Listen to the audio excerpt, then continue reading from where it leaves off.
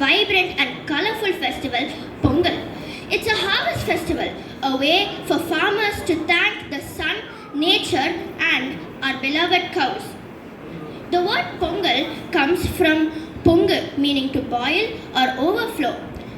On Thai Pongal, everyone shouts Pongalo, Pongal, Pongalo, Pongal as the milk and rice overflows, representing abundance. Pongal is celebrated over 4 grand days. The first day, Bohi, where everyone deep cleans the house or pretends to and burns old stuff, welcoming the new. The second day and main day, Thai Pongal, where the main day where we honor the sun, shout Pongalo Pongal and enjoy every single moment. The third day, Matu Pongal, a day where our cows are treated as the VIPs of our farm. The last day, Kanum Pongal, where families relax and play games. It's the cherry on top for the Pongal cake, or should I say Pongal pot.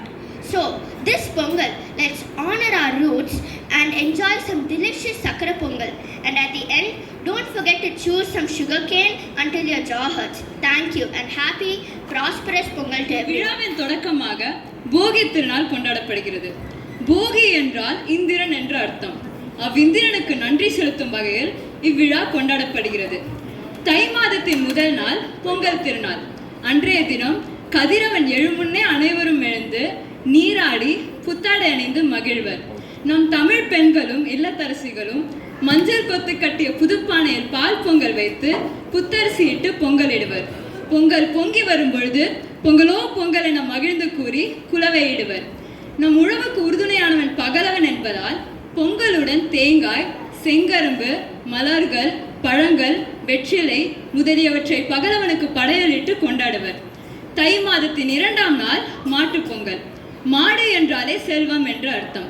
நம் உழவர்களுக்கு செல்வமாகவும் உற்ற நண்பனாகவும் விளங்கும் மாடுகளுக்கு நன்றி செலுத்தும் வகையில் இவ்விழா கொண்டாடப்படுகிறது. நகர்ப்புறங்களில் தை 3ஆம் நாளினை காணும் பொங்கலாக கொண்டாடுவர். அன்றைய தினம் ஆடவரும் பெண்டிரும் சிறுவர்களும் சிறுமியர்களும் பெரியோர்களை கண்டு வாழ்த்துக்களை பெறுவர். குடும்பத்தினரோடு சுற்றுலா தலங்களுக்கும் பூங்காக்களுக்கும் சென்று காணும் பொங்கலை ஒற்றுமையாக கொண்டாடுவர். கிராமங்களில் இந்நாளினை கன்று பொங்கல் எனும் கன்னி பொங்கல் எனும் கூறி கொண்டாடுவர். மொழி, இனம், ஜாதி ஆகிய வேறுபாடின்றி தமிழர்களாகிய நாம் அனைவரும் சேர்ந்து தமிழரின் தேசிய திருவிழாவாக இப்பொங்கல் விழாவை கொண்டாடி வருகிறோம். இவ்விழாவை மிகப்பெரிய விழாவாக நாம் அனைவரும் ஒன்று கூடி கொண்டாடி வருகிறோம் என்பதனை காணும் பொழுது என்னுள்ளம் மட்டுமின்றி நம் அனைவருடைய உள்ளமும் நெகிழ்ச்சி அடைகின்றது என்பதே உண்மை. இந்திரனுக்கும் கதிரவனுக்கும் மாடுகளுக்கும் உறவுகளுக்கும் நன்றி செலுத்தும் இந்நன்னாளில் உங்கள் அனைவருக்கும் நன்றியோடு பொங்கல் வாழ்த்துக்களை கூறி விடைபெறுகிறேன். நன்றி. பொங்கல் சாப்பிடலாம் வாங்க, தித்திக்கும் கரும்பு கொஞ்சம் கடித்து பாருங்க.